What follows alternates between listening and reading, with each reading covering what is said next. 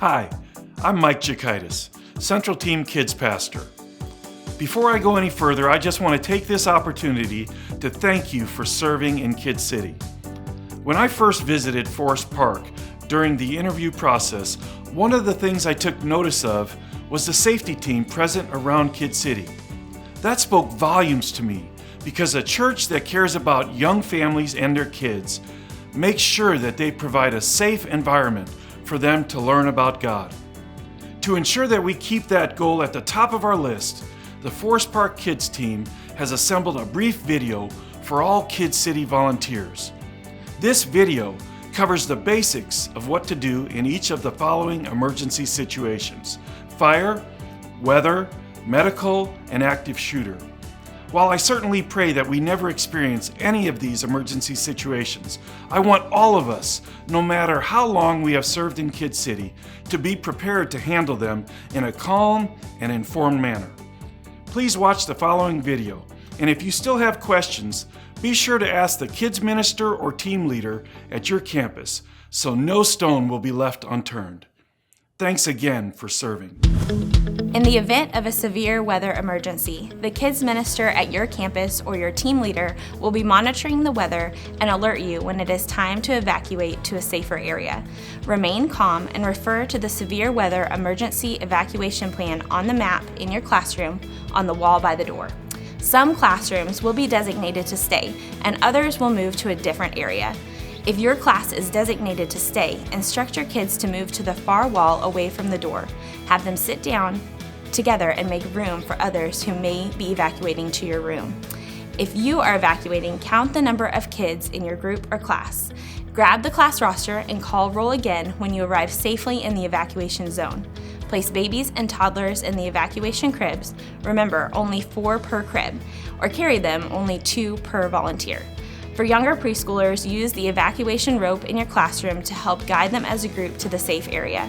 Stay with your group at all times. Move the entire group to the safe area and take roll again before allowing parents to pick up their kids. Once evacuated, use the same procedures for picking up using Guardian receipts. Please wait for further instructions from Forest Park staff, your team leader, or the safety team.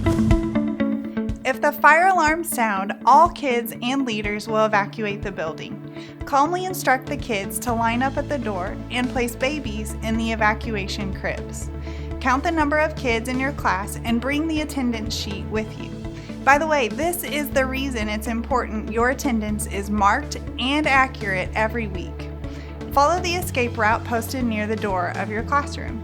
One adult should lead the kids and the other should walk at the end of the line to ensure all kids are out of the room. Once you arrive outside safely, do a head count and call roll to ensure all kids are accounted for.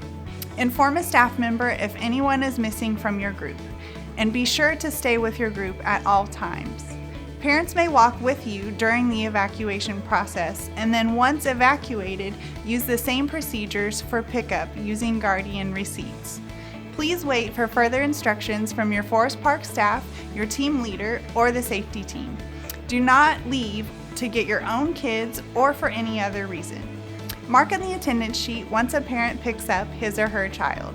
In the event of a drill or a false alarm, walk the kids back to class after the all clear is given. In the case of a medical emergency, here are a few things to remember. Immediately notify your team leader or kids minister so that they can contact the safety team and 911 when necessary. Contact the child's parent or guardian by pager number or text. You should also be aware of any child in your class that has extreme circumstances. Have a conversation with his or her parents ahead of time about their location and how best to treat their child should a situation such as an allergic reaction or seizure occur. Remember that first aid kits are located in all rooms as well as at the team leader station. Have your volunteer assistant care for other kids in the room or even move them elsewhere if needed. Calm is key in dealing with medical emergencies. We have a good plan in place, so there's no need to panic. I'd like to talk with you about how we should respond if an active shooter event were to occur at Forest Park. First, and most importantly, let me encourage you not to be in denial about what you may hear and see. Often in these stressful situations, people cannot allow themselves to believe the situation is actually happening. They will convince themselves that gunfire is something heavy being dropped on the floor or a car backfiring. When you hear the pop, pop, pop of gunfire, be honest with yourself and never dismiss it without knowing for sure. You can always call a member of our church safety team to help you investigate. We only have a few minutes to relay this important plan to you, so please commit these 3 steps to memory. They are: run, hide, and fight. In the event someone is on our campus hurting people, the first thing you should consider is leaving. Flee in the opposite direction of the violence. That being said, many of you might be teaching a class in Kid City, so running might not be an option at all. In this case, we will hide. This is not so different from what many schools would call a lockdown drill. Get inside your classroom and lock the door. Turn off the lights, music, and silence cell phones or anything that can make noise. Additionally, you should barricade the entrance with doors, chairs, tables, desks, cabinets, anything of substance you can find. If we cannot run and we cannot hide, then fighting is all we have left. Use anything at your disposal that might harm the assailant. Throwing or striking with chairs, books, or desks are just a few suggestions. Attacking as a team and being highly aggressive will increase your chance of success. Remember, our goal is to slow down the shooter by denying him access to the people that he wants to hurt. This will give time for help to arrive. We do this by running, hiding, and fighting. These methods have been proven to be effective and will be our best defense against such an attack. Those are the basics of how each of us is expected to respond in these 4 emergency situations.